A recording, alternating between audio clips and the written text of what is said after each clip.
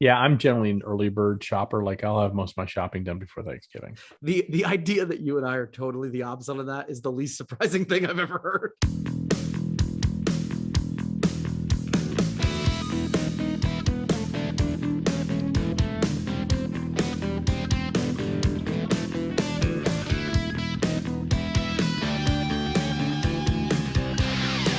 That's right. Promo UPFront, money in the pick, the bullets, a full podcast. Oh, thank heaven, because it's time for episode number 67 of the Promo UPFront Podcast. I'm one of your hosts, Bill Petrie. With me, as always, the major of the Maverick, the platoon leader of the podcast, the one and only Dr. Kirby Hasseman. Kirby, how the Kashakton are you? You know what? I'm doing okay. The last week has been a bit of a shit show around here. I think you just have those sometimes where it's like, if it could go wrong, it's gone wrong. Nothing like insurmountable, but just like one thing after another, to the point where the team's looking around going, are we done? Are we good? We've hit all these things. And you add to that, we've got a big event coming up. It's like, it's fine, but it's been a bit stressful for the last week. How about you, buddy? I totally understand. Been there, and I'm sure I'll be there shortly again. But I'm feeling good. My Texas A&M Aggies shocked a lot of people, including myself, by beating the hated Alabama Crimson Tide. I can't hate them that much because one of my kids goes there, Right? but I can't root for Nick Saban. And I got to tell you what, so it's got me all amped up. But you know what else has me amped up, Kirby? What's that, Bill? We talked a lot about Promo Pulse and that amazing AMP email service. There's your tie-in, kids. Remember, it's that retail-looking and end-user-friendly email that's super easy to use. How many steps are there, Kirby? There are 3 steps. Thank you for knowing that. Number 1, choose your suppliers. Number 2, upload your list. Number 3, choose your sending frequency. That's it. And if you're part of a group like Halo or Facilis, your stuff's already there, right? Your chosen suppliers already there. And that's it. You can literally set it and forget it and have consistently beautiful outbound marketing all year round. Kirby, it's a no-brainer. And I know you're a big fan of it. The email looks amazing. It's the 1, 2, 3 to get started. Tell what is your biggest favorite, which makes no sense. What is your biggest favorite feature?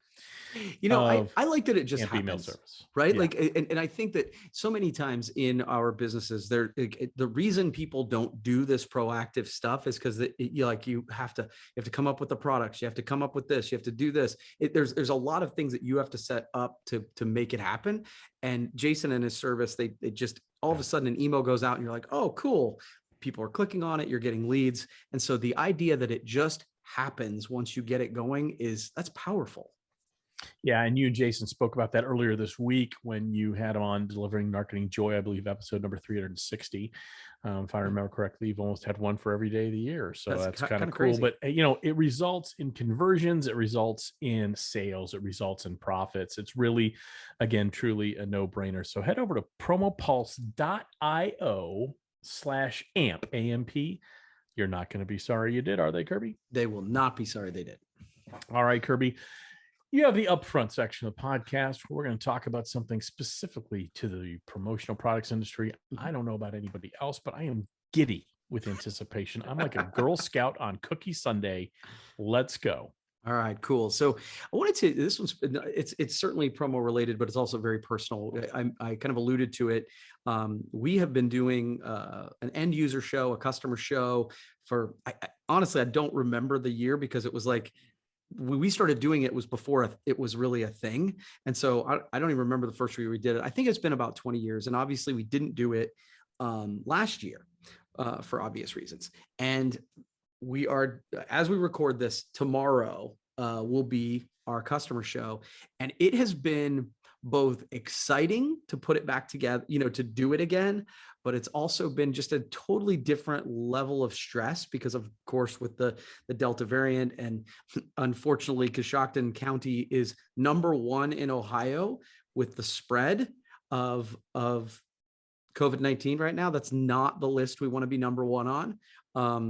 No. And so, trying to be respectful of everybody's wishes, but also trying to keep people safe. And so and then literally I got an email this morning from a supplier who's like, I'm not feeling well, I got a high fever. So it's just a little bit of a different time to manage it. But I'm so excited to get back in person and do this sort of thing. So I don't know, obviously I know there've been industry events, but this one obviously is very much more personal to us and to me.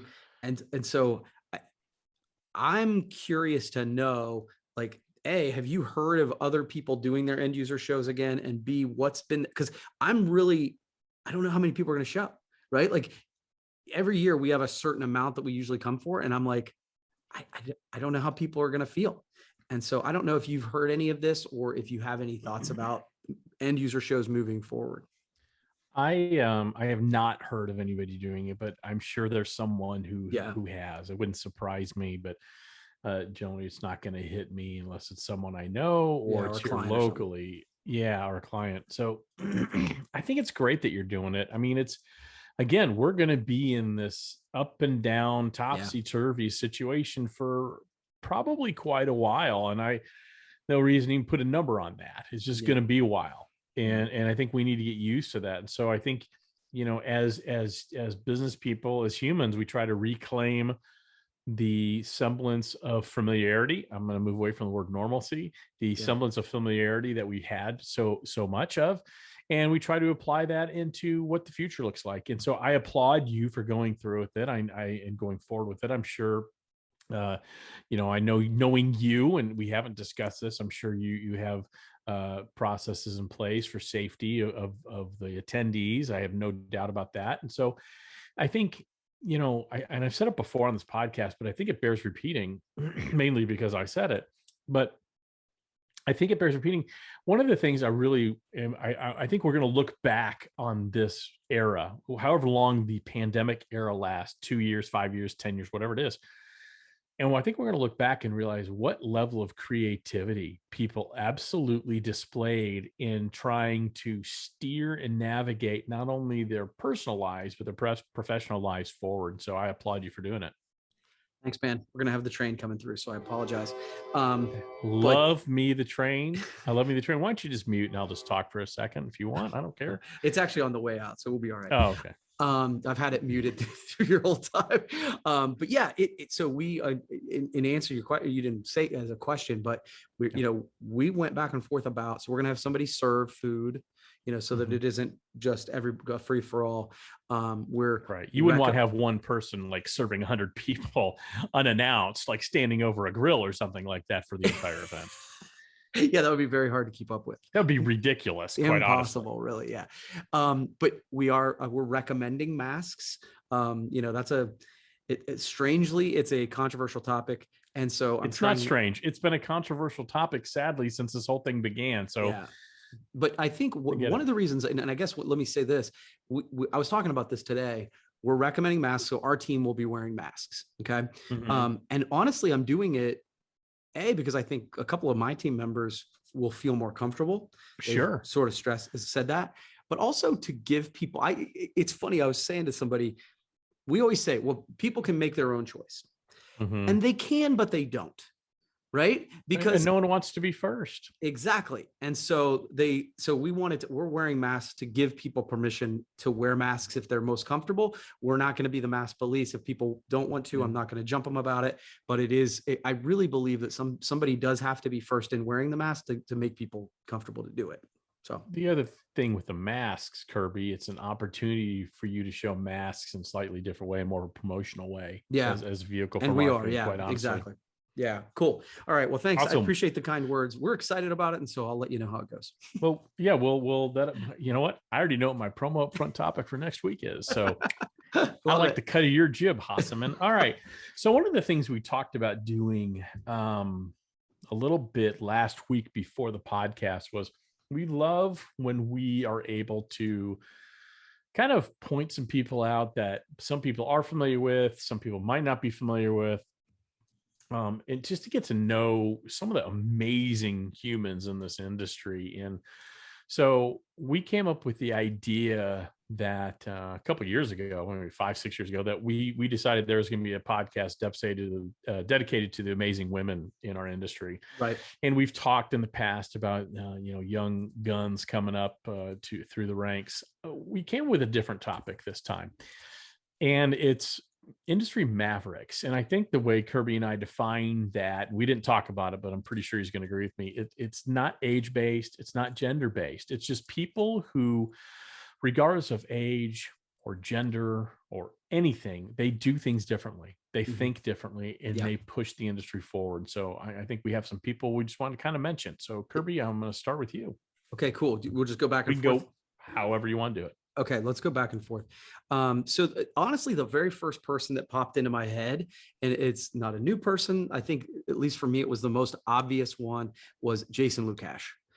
Jason Lukash. I have Dr. Lukash on my list. Yeah, I mean, I think about him probably, what was it, 5-10 years ago, when he, him and Mike came into Mike Simzak. came into the industry, and like one-piece minimums was not a thing, packaging was not a thing. Like they looked at the industry and said, what is it that the whole industry doesn't do?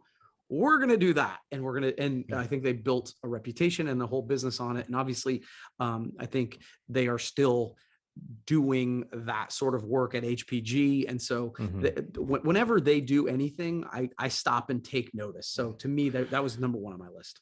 I had the honor of working with Jason and Mike as they were entering the promo industry for a couple of years, and really got to see that at the ground level. And he is truly the impetus behind this list. Quite frankly. Yeah. He's Okay. the first person I thought So of. we're on the same page. We are. All right. I'm gonna see your Jason Lukash, and I'm gonna raise you a Paul Kiwi. Ooh. So Paul is a guy who people say, oh, he's been around. It always sounds like a pejorative comment, and it's not. Paul's been there and seen everything. He's a PPA Hall of Famer. He has run very successful distributorship, and he is currently now the executive director of the Michigan Promotional Products Association.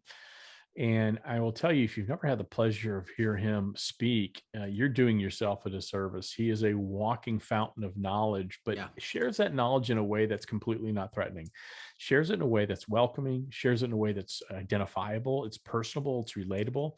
And when I think of a maverick in our industry, it's also someone who cares. And I don't know anybody who cares more about this industry than Paul Kiwi. That's a great one, dude. I love that. Okay. He was not on my list, so I'm excited about that. My next one is Mark Graham. I know we talk a lot about Mark, but I think it's funny. When we have these lists, I tend to think of Catherine. But I actually think that when you talk about people who go against the grain, who do things differently, who push the industry forward, Mark is the one who sort of comes to my mind. I call Mark the great connector. Like, I feel like so many people in this industry that I'm connected with, Mark managed to connect me to them. And so Mark, and then not to mention just the idea of saying, you know what, there wasn't a great order management system in the industry, so we're just going to go ahead and create one of our own just for our company. And then create a 1 billion, a huge company that manages $1 billion in sales out of that. So Mark Graham. No question. That's a great one. I had him on my list as well. So you said it. I can't say anymore. Okay. But I'm also going to add another common SKU person. Okay.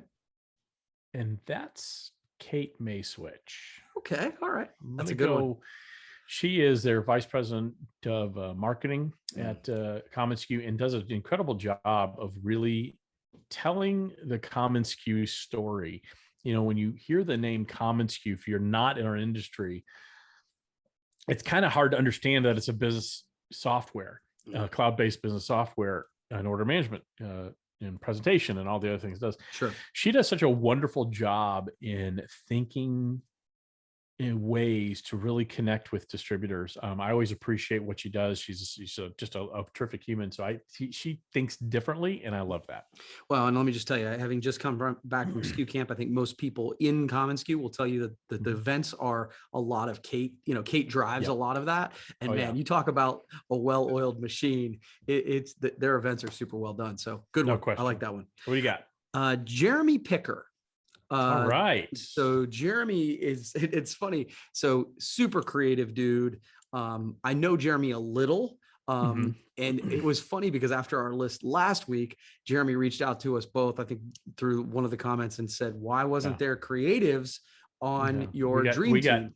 We got shamed. And he was right, by the way. He was correct in shaming us. Why is there not a creative director? And again, I think I didn't take it so much as shamed, but just to say, look, man, we need to think of this differently, right? And I think that that's a great example of what Jeremy's all about, is he looks at the industry from a different lens. And I think that helps us all raise our game. So Jeremy, no question. I say shaming is just kind of a joke, but no, he was right. And I really actually, it bothered me because I generally feel like I do think of those things. And so it checked me off a little bit. Okay. I am gonna go Larry. It's two people, Larry and Justin Zavadil. Oh, okay. They have created something pretty special at American Solutions for Business. For a while, I think they were very much under the radar in terms of being kind of that very traditional, large distributorship. And what I like about them is they hire other mavericks. They're brave enough to say, we need to change our business a little bit. And they hire someone like a Dana Zezo to run supplier relations. They hire someone like a Taylor Borst to run external marketing for them. So those type of actions are that of a maverick, or that of maverick thinking. And the fact that they challenge their own success and say, we can be better. That's why they made my list. Cool. One of my final ones is Charity Gibson. So it's funny. As I was thinking about this list, I was thinking about not only current, but also past. And I think as Charity's been a part of Promo Kitchen for many years, and I think she challenged the status quo of sharing information and how to do social media properly. And the idea that, I think she's one of those people who has more influence in our industry than people realize because of all of the social media work she does. But the thing that, I think we get jokes sometimes that we don't sleep. I actually don't think Charity sleeps very much. She is constantly replying to social media. And she just does such a great job of doing it in a thoughtful way, by the way. Like it's funny. When she jumps on a social media discussion on whether it's on Facebook or whatever, it's funny how she's like, she kind of brings down the emotion level and just goes, hey guys, here's why that's the way it is. Here's this. And I think by doing that, she really does elevate the industry. Absolutely. I'll do one more. I've got actually more people, but maybe we'll talk about them at another time. I mean, we obviously have Danny Rose, and I know he's on both our lists, so we're not going to. Actually, I didn't put Danny on because I put him on every list.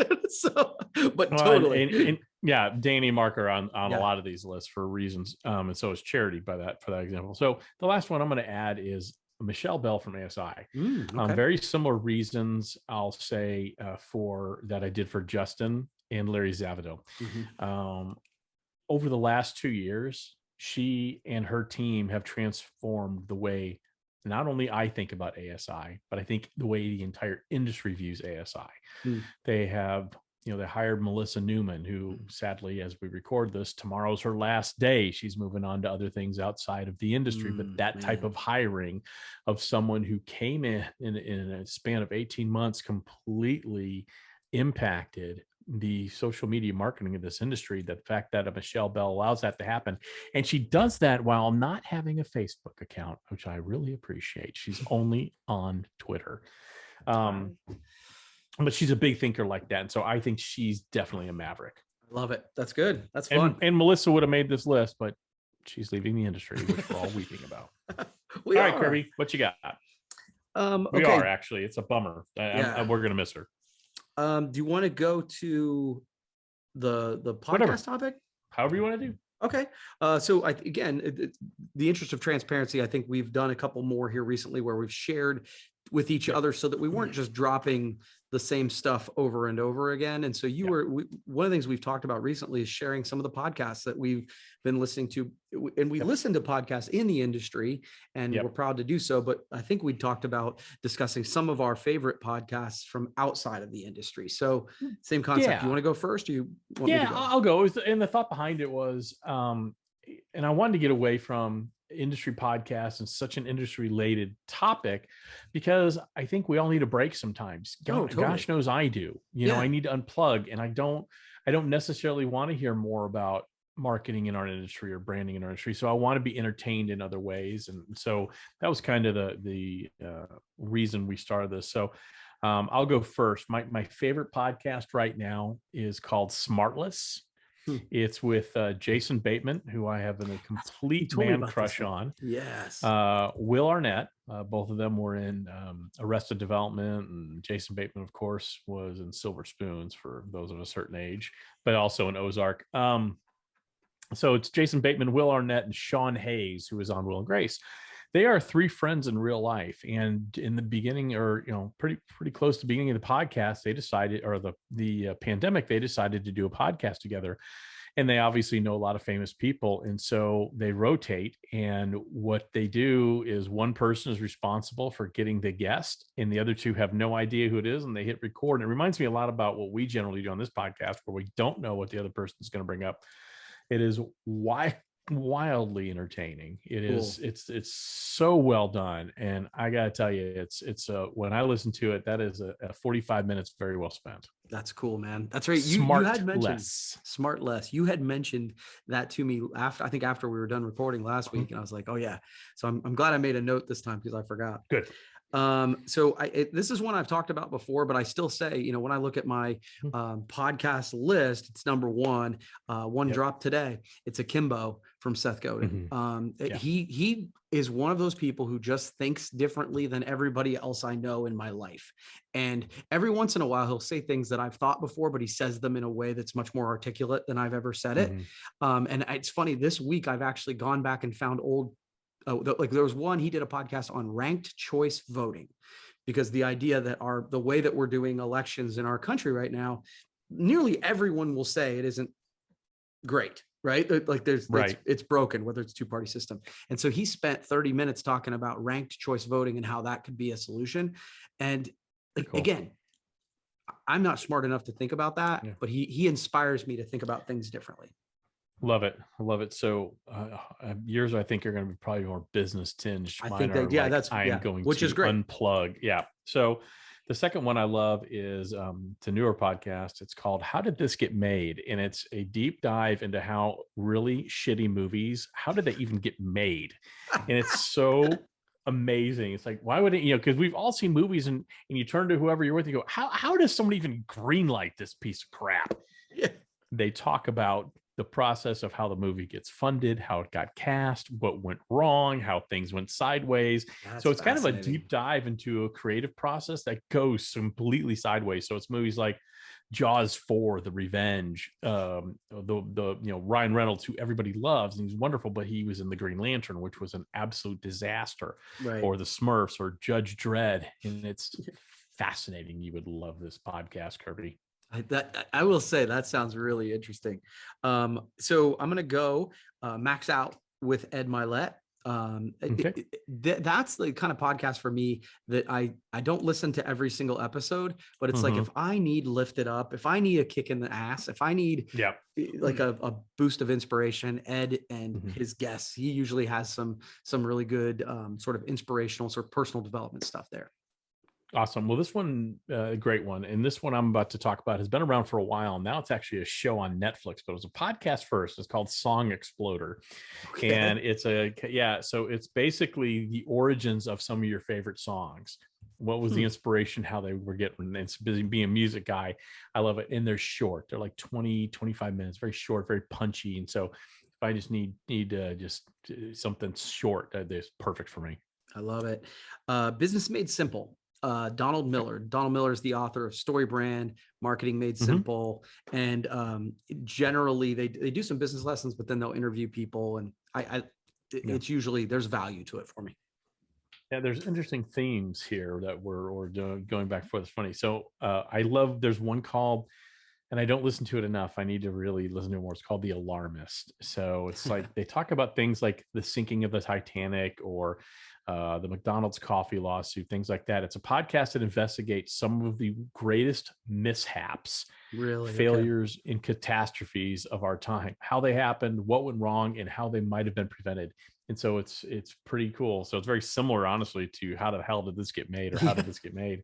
But I really love how they rip this apart step by step. It's pretty interesting stuff. No, I And you end love up it. learning a lot.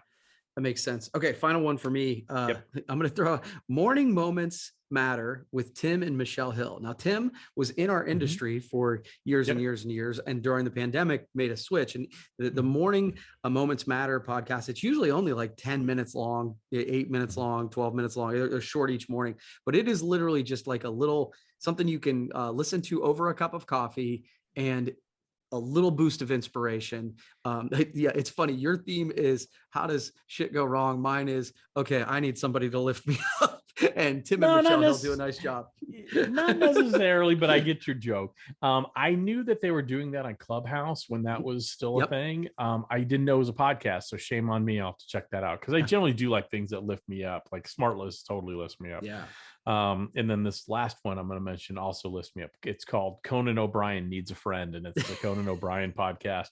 And he's such a lightning quick wit. The conversations he has with people, I always learn something. I always laugh, and it always makes me feel better when I get done. And then the last one, because I have to tell one more.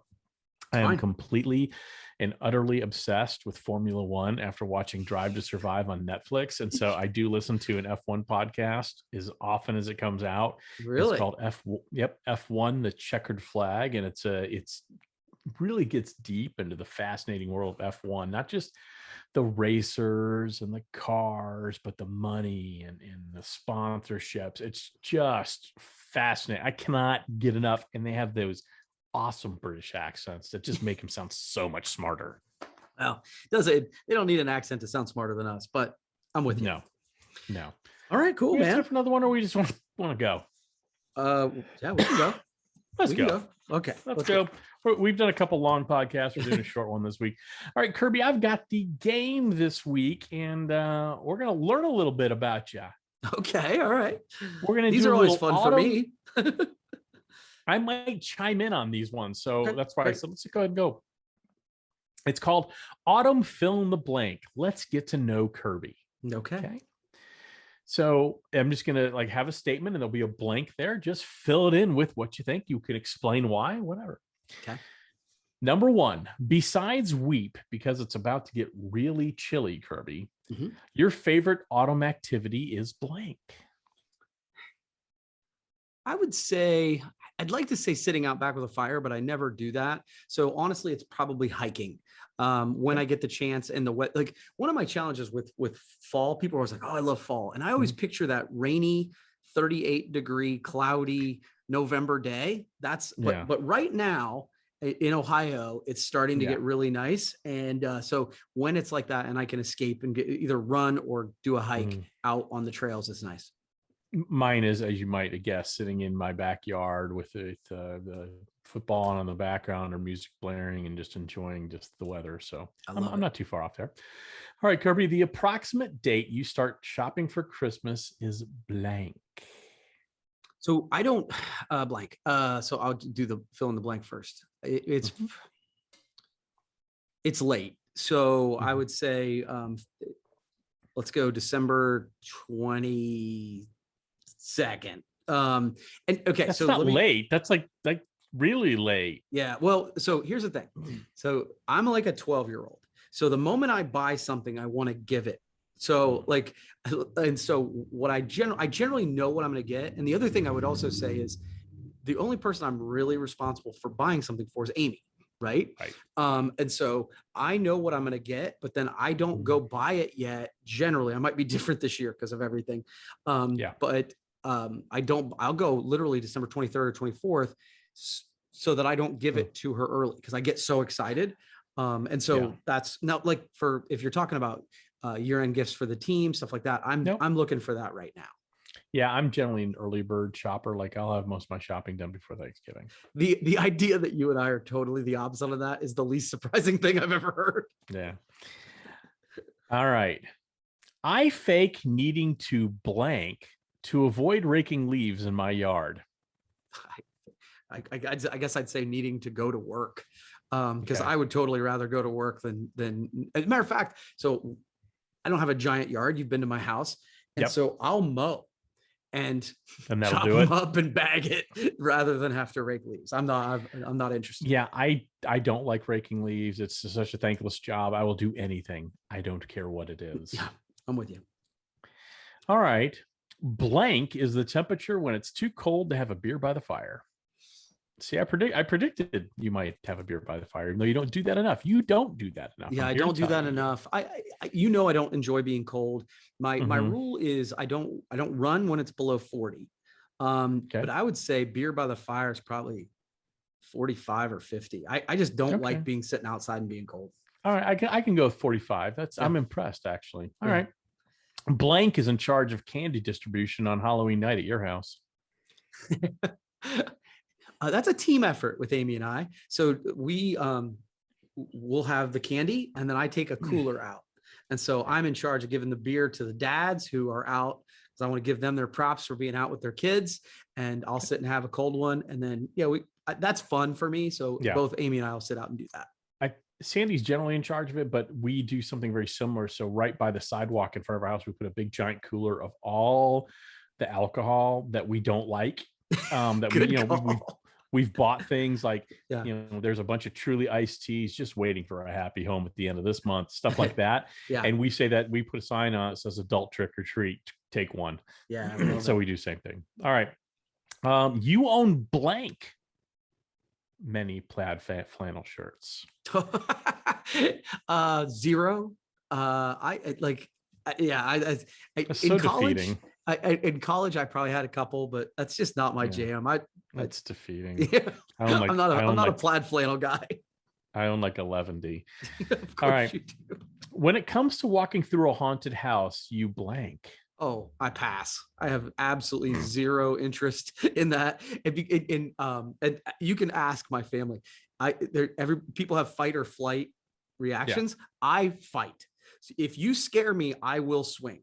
And that is not great when you have a house full of women because No. I don't want to hit, but when I get scared, that is, and people around here know that too. That's not a good idea to take me to a haunted house. Yeah, much like you, I turn the other way. I've said it before, I don't like to do things that simulate death. I don't understand the appeal. So I'm out on the haunted house. Yeah, I'm me out. too. All right. The correct way to cook and assemble a s'more is blank. You take the marshmallow Mhm. and you throw that in the trash, and then you eat a little bit of the chocolate, and then you give it to everybody else. I have absolutely no interest in eating s'mores. Well, the proper way to do it is you take the marshmallow and you light it on fire like the Olympic torch, and you get it nice and crispity outside. You blow it out, and then you take 1/2 of the graham cracker, put a layer of chocolate, and then you put the marshmallow between that chocolate and the other graham cracker, and then you squeeze gently as you remove the stick and enjoy your s'more. Wow, I just throw it in the trash. But all right. Week blank of the season is when you annually give up on the Cleveland Browns. So I would say normally, give up is I don't give up, but I give up hope for the playoffs. Well, again, I'm going to watch them. They're my team, right?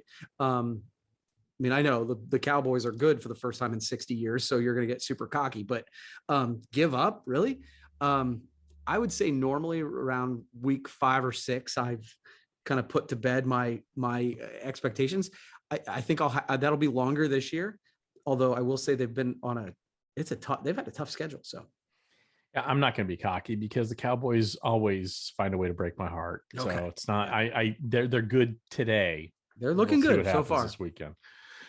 2 more. The last time you had any sort of pumpkin spice anything was blank.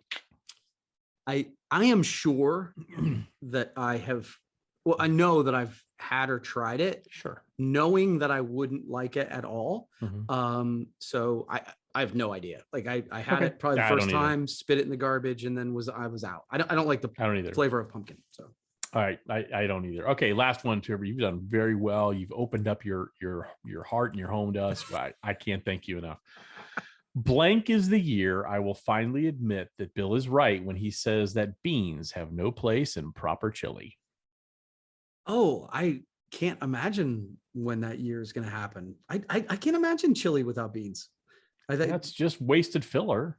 no, it's called protein. It's the No, beans are good that's for what you, the bro. meat's for. Yeah, That's what I the like that meat's too. for. You double up. So I'm in on the beans for the chili. Yeah, the beans and the chili do nothing for me. They do the opposite of amping me up. And speaking of amping me up, Kirby, let's thank our great sponsor for this Tic Tac level podcast, our friend Jason Noakes over at Promo Pulse. Such an innovator. You did talk to him this week, and on a really, really great, no joking here, a great episode of Delivering Marketing Joy. You might want to check that out over at Promo Corner if you have a chance. But we've talked a lot about Promo Pulse, their amazing AMP email service. 3 steps, not 1, not 2, not 17, 3, not much. It's choose your suppliers. And if you're part of a group like Halo or Facilis, your chosen suppliers are already up there and available for you. You choose your suppliers, you upload your list, and you choose your sending frequency. That's it. You can literally about to say something there. You can just set it and forget it. Yeah, exactly. It's that simple. It's that simple, Kirby. So it's a no-brainer. That email looks amazing. 1, 2, 3 steps get started. And you've talked about the results, and they are actual, tangible, real results that absolutely make all the sense in the world. So again, it's a no-brainer. Head over to promopulse.io/amp. You won't be sorry you did. Kirby, thank you for having the courage to have this podcast. Good luck on your end user show tomorrow. I'm sure it's going to be a great hit, and we'll see you next time.